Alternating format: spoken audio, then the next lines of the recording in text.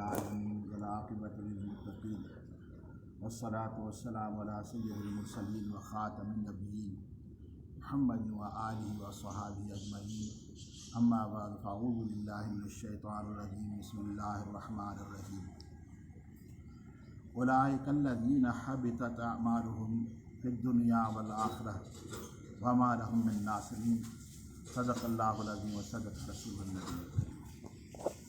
उहे शख़्स आहिनि जंहिंजा अमल बर्बाद थी विया दुनिया में बि आख़िरत में बि।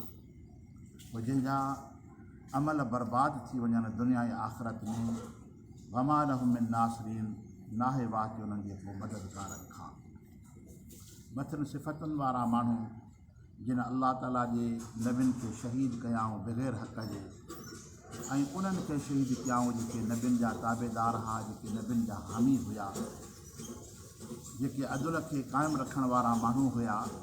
अल्लाह ताला जी ज़ाते बाबरकात इरशाद फ़रमाए त अहिड़नि ज़ालिमनि जा अमल दुनिया में बि बर्बाद थी विया, आख़िरत में बि बर्बाद थी विया। यानी हिकिड़ो अमल अहिड़ो आहे जेको दुनिया में फ़ाइदो ॾींदो आहे ऐं ॿियो अमल अहिड़ो आहे जेको दुनिया में बि फ़ाइदो ॾींदो आहे, आख़िरत में बि ॾींदो आहे। यानी ग़ैर मुस्लिम जो सुठो अमल उनखे दुनिया में फ़ाइदो ॾींदो आहे। मसइले वाणियूं ख़ैर जो कमु करे त उनखे दुनिया में फ़ाइदो थिएसि, उनजे लाइ आख़िरत न आहे। ऐं मोमिन अहले ईमान जेको आहे उहो भलाई जो कमु जॾहिं करे थो त उनजो फ़ाइदो दुनिया में बि अल्लाह ताला जी ज़ाते बाबरकात उनखे अता फ़रमाए थो ऐं आख़िरत में बि उनजो बदिलो उनखे अता फ़रमाए थो। यानी काफ़िर जे लाइ ग़ैर मुस्लिम जे लाइ आख़िरत न आहे। आख़िरत जेका आहे सो मोमिन जे वास्ते आहे। जेके माण्हू हिते नेकी जो कमु कनि था इहे आहिनि ग़ैर मुस्लिम, वाणिया ख़ैर जा कमु कंदा आहिनि। अल्लाह ताला जी ज़ाते बाबरकात उनखे उनजो बदिलो हिन दुनिया में ॾींदो। चङे कम जो बदिलो आहे पर आख़िरत में न आहे। आख़िरत जी ईमान अमल खे बचाइण जे लाइ ईमान जो हुजणु ज़रूरी आहे। यानी ईमान जेको आहे सो अमल खे महफ़ूज़ थो करे ऐं ईमान ई आहे जेको अमल खे मज़बूत करे थो, ताक़तवर करे थो ऐं अमल जे अंदरि क़ुवत पैदा करे। यानी अमल में क़ुवत पैदा थी वई त मोमिन जे वजूद में बि उनजो असरु आहे। फरमाए त अलम तर इलल लज़ीना ऊतू नसीबम मिनल किताब युदऊना इला किताबिल्लाहि लियहकुमा बैनहुम सुम्मा तवल्ला फरीकुम मिनहुम वहुम मुरदून। छा उन शख़्सनि खे तो न ॾिठो सोना महबूब जिन खे हिकिड़ो हिसो किताब खां ॾिनो हुयो, सॾनि था अल्लाह जे किताब जे तरफ़ तव्हांजो उहो फ़ैसिलो करे विचाले उन्हनि जी, उहो फिरी वियो हिकिड़ो टोलो उन्हनि खां ऐं उहे मुंहुं मोड़ींदड़ आहिनि। हिन जे शान नुज़ूल जे अंदरि ईअं आहे यहूदियुनि जो हिकिड़ो आली नसब क़बीलो हो, उन्हनि खां ज़िना थी वई। यानी ख़ानदानी माण्हू हुयो, बदकारी कयाई, बेहयाई कयाई। पोइ यहूदी सभु उनजी तरफ़ थी पिया उनखे बचाइण जे लाइ। नबी करीम सल्लल्लाहु अलैहि वसल्लम जी बारगाह में आया, एतिरो मञनि पिया त हीउ अलाह जो नबी आहिनि, हे न ख़ाली फ़ैसिलो था करायूं। पोइ महबूब करीम सल्लल्लाहु अलैहि वसल्लम जी बारगाह जे अंदरि आया, अर्ज़ु कयो त सही ज़िना जो एतिराफ़ करे थो पियो, उन ज़िना कई ऐं ॼाणी वाणी बदकारी कई कई। तव्हां असांजा वॾा आहियो, अलाह तव्हांखे शान नसीब फरमायो, सो असांजो फ़ैसिलो तव्हां कयो। नबी करीम सल्लल्लाहु अलैहि वसल्लम जी ज़ाते बाबरकात उनजे लाइ हुकुम संसारी जो फरमायो, अजम संसारी जो हुकुम फरमायो। हिनखे संसार करे क़तलु कयो, यानी पथर हणी हिनखे मारे छॾियो। इहो हुकुम आहे इस्लाम जो, ॿियो को बि न। इंतिशार थी वियो त अलाह जे नबी खां फ़ैसिलो वरितोसीं त को बचाव थींदो, असांजो को चाढ़ो थींदो। हा, पर अलाह जे महबूब करीम सल्लल्लाहु अलैहि वसल्लम हक़ जो, इस्लाम जो, दीन जो फ़ैसिलो न कयो। यहूदियुनि मां कुझु यहूदियुनि वञी उते आवाज़ उथारियो त असां सां ज़ुल्म थियो आहे, साईं फ़ैसिलो हक़ जो न कयाई, इहो फ़ैसिलो इस्लाम जो न आहे। नबी करीम सल्लल्लाहु अलैहि वसल्लम जी बारगाह जे अंदरि वरी आया, हबीब करीम सल्लल्लाहु अलैहि वसल्लम जी ज़ाते बाबरकात फ़रमाए त जेकॾहिं तव्हां मुंहिंजे फ़ैसिले खे नथा मञो त तव्हांजे घरनि जे अंदरि बि त अलाह जो किताब आहे, उहो खणी अचो। उहो तौरेत शरीफ़ हुयो, उहो खणी अचो।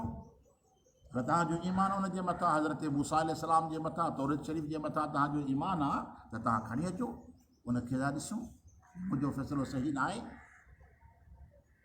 ही साईं खणी आया, पोइ उन्हनि में जेको हिकिड़ो आलिम हुयो इब्न सौरिया हुनजो वॾो आलिम हो, उनखे बि वठी आया, जेको तौरेत पढ़ी ॼाणे पियो। महबूब जी बारगाह में आयो, अची खोले रखियाईं ऐं पढ़णु शुरू कयाईं। ऐं जंहिं जॻह ते संसार यानी रजम जी आयत हुई, उन आयत जे मथां हीअं हथु रखी पढ़ी हली वियो। हुनजे लेखे त अलाह जो महबूब तौरेत मां छा ॼाणे, हीअ असांजो किताबु आहे, असांजी ॿोली में आहे, असां ई जो फ़ैसिलो पाण कंदासीं, पाण असां उनखे पढ़ूं था, सम्झूं था। हबीब करीम सल्लल्लाहु अलैहि वसल्लम जी ज़ाती बाबरकात हिनखे ॾिठो त हीउ जेको आहे सो रायो थो करे ऐं अलाह जे फ़ैसिले जे अंदरि हेॾी ख़यानत करे थो पियो। हबीब करीम सल्लल्लाहु अलैहि वसल्लम जी ज़ाती बाबरकात अञा गुफ़्तगू ई कोन करे रहिया हुआ त उन्हनि जो ई आलिम हज़रत अब्दुल्लाह बिन सलाम थियो, जेको बाद में मुस्लमान थियो या उन वक़्तु मुस्लमान थियो आहे। उन इब्न सौरिया खे चए त हीअ हथु त पंहिंजो थोरो हटा न, हथु त पंहिंजो हटाए। उन हथ जो हटायो त उनजे हेठां रजम वारी आयत जंहिंमें अलाह ताला जी ज़ाते बाबरकात रजम जो हुकुम फरमायो। अलम तर इलल लज़ीन ऊतू नसीब मिनल किताब, छा मूं वटि उन्हनि खे ॾिसे नथो ॾिसी उन शख़्सनि खे जिन खे हिकिड़ो किताब जो हिसो ॾिनो वियो आहे। युदऊन इला किताब अल्लाह, ऐं माण्हुनि खे सॾनि था, अचो अचो अलाह जी किताब जे मथां अमल कयो, अचो अलाह जी किताब खे मञूं, ॿियनि खे दावतूं ॾियनि था पिया।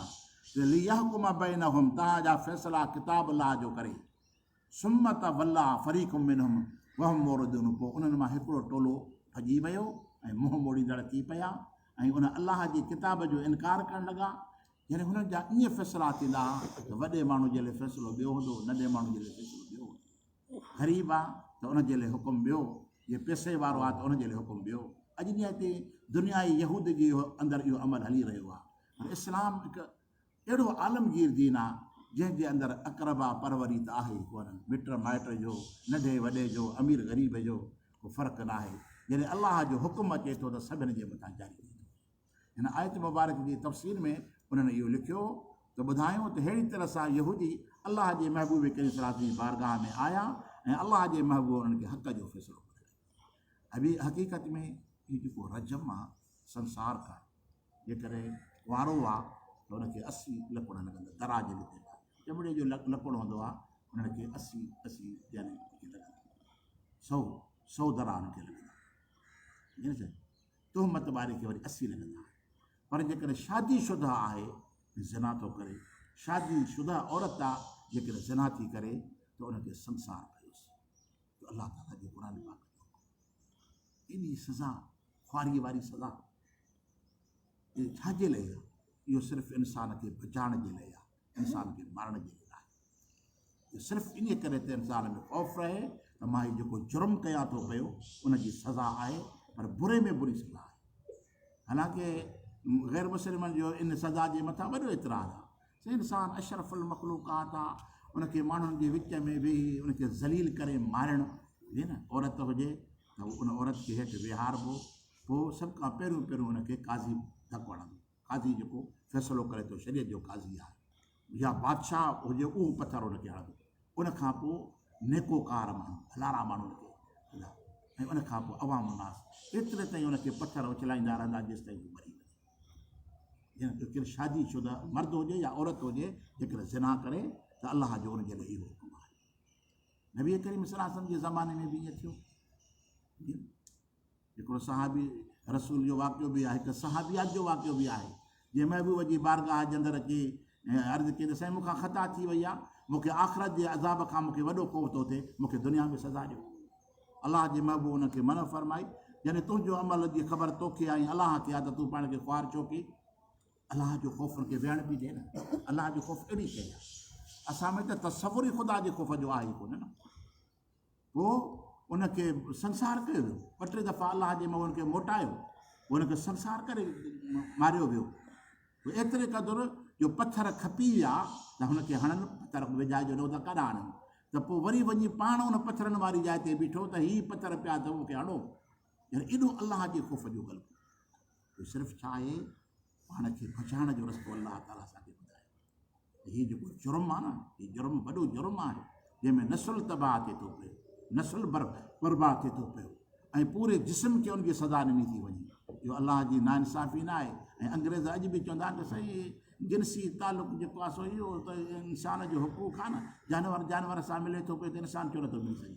इहा हक़ तलफ़ी न आहे। इस्लाम हिकिड़ो निज़ाम ठाहियो आहे त तूं इंसान आहे, तूं अशरफुल मख़लूक़ात आहे, तुंहिंजो निज़ाम ठहियलु हुजे, तूं जानवर थोरी आहे, तूं पकी थोरी आहे। जेकॾहिं उन निज़ाम जी तूं भञ करे कंदे, कानून जी भंज करे कंदे त लाज़िम तोखे सज़ा मिलंदी न। ऐं पहिरें नंबर में त इन अमल जे लाइ साबित करण जे लाइ बि सख़्तु कानून आहे। इन अमल जे लाइ सज़ा त तॾहिं मिलंदी जॾहिं साबित थिए न। 4 शाहिद, सो में मर्द, औरत हिन में न आहे। ज़िना जे मुक़दमे में औरत जी शाहिदी क़बूल ई न आहे। 4 मर्द हुजनि ऐं 4 मर्द उन्हनि खे अहिड़े एतिराज़ वारे फेल में ॾिसनि ऐं सभिनी जो बयानु बराबरि हुजे, या एतिराफ़ जुर्म करे या शाहिदनि जा बयान बराबरि हुजनि त पोइ हुनखे सज़ा मिले।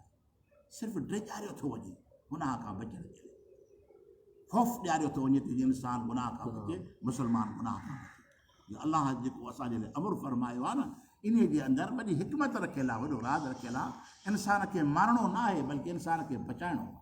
ॾिस, हिकिड़ो क़ातिल आहे, हुनखे क़तलु कयो थो वञे, जेके क़िसास चइबो आहे। हुते बयानु आयो ॿिए सिपारे में, अवाज़ ख़िदमत में अर्ज़ु रखियो त उन में छा आहे, हिकिड़े माण्हू खे क़तलु कयो थो वञे, हिकिड़ो त क़तलु कयो, हाणे ॿिए खे बि मारे इंसानी नसुल खे ख़तमु कयो थो वञे। हिकिड़े त मारे विधई, उहो त ज़ुल्म कयईं, हाणे हिन खे बि मारियोसि क़िसास में।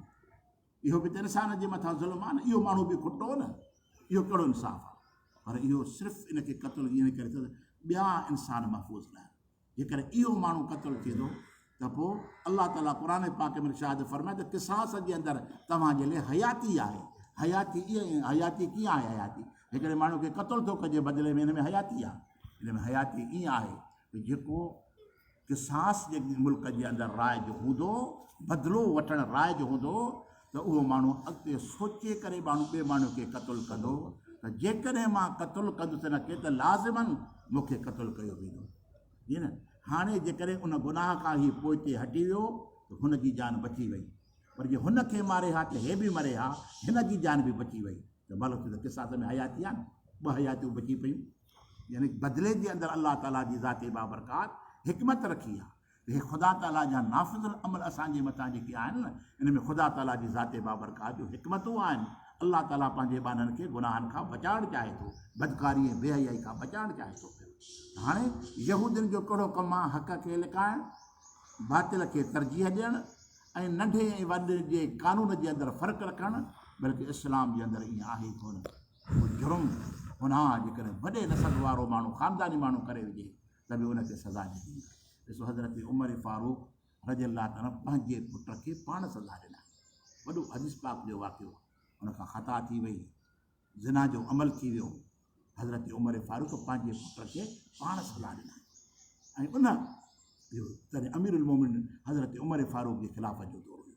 किथे थो पंहिंजे पुट खे केरु मारे?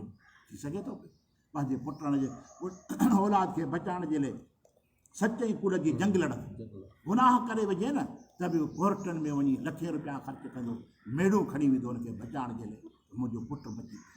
हालांकि तुंहिंजे पुटु एॾो ॾोह कयो आहे, जुर्म कयो आहे, हालांकि हुनजी इस्लाम जे अंदरि हिमायत ई न कई। अज़ीज़ाने गिरामी, त वॾियूं हिकमतूं आहिनि मालिक साईं जूं, सिर्फ़ु इंसान खे बचाइण जे वास्ते, इंसानियत खे महफ़ूज़ करण जे वास्ते अलाह जा कानून आहिनि। अलाह ताला जी ज़ाती बाबरकात अमल करण जी तौफ़ीक़ अता फरमाए।